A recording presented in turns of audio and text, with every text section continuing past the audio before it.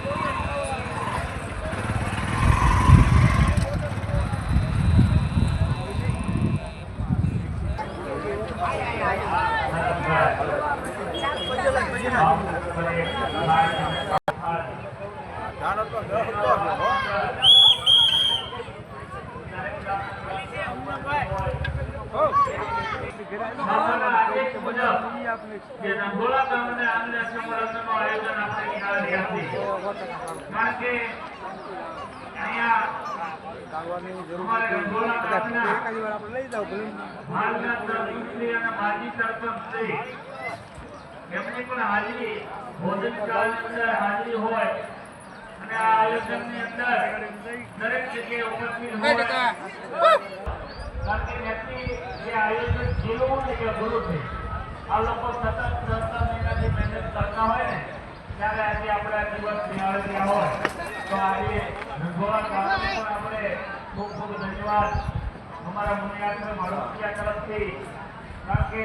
સરસ મજાની આપણા ગામને આ કરવા માટે બધા